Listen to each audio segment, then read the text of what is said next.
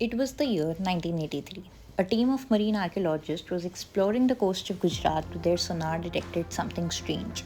Beneath the waves, there were massive stone structures like walls, pillars, and it looked like a city lost to time. And this discovery shocked the world. Is it Sri Krishna's Narkri Dwarka, which ancient texts said had sunk into the ocean thousands of years ago? For centuries, Dwarka was considered just a myth. But now it seemed history was rewriting itself. What really happened to Krishna's Dwarka? Let's find out in this video. Now, picture a city glowing under the sun. Its golden palaces are shining, streets are filled with music, laughter, and chariots rushing past. This was Dwarka, the city that Krishna built.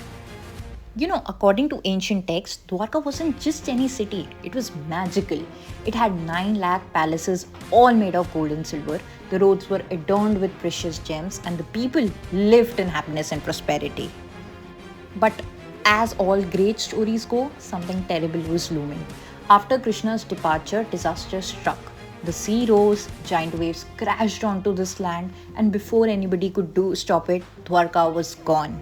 The ocean swallowed it and it was never seen again. For centuries, people thought this was just a bedtime story, but then ocean itself revealed a clue.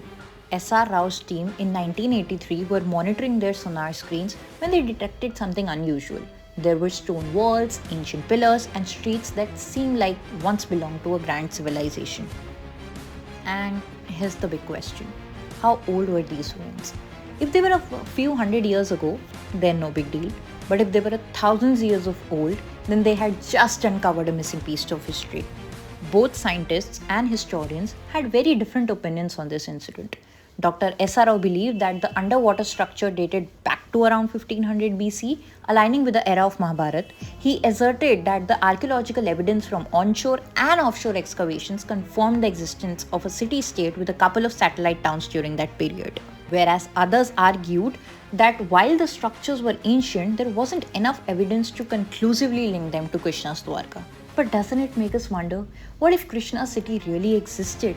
And what if we have just found it? Of course, there are a lot of theories about what would have happened with Dwarka. Some scientists believe that a natural rise in sea level over thousands of years slowly submerged the city, while others think a sudden disaster like an earthquake or a tsunami wiped out Dwarka in a single catastrophic event.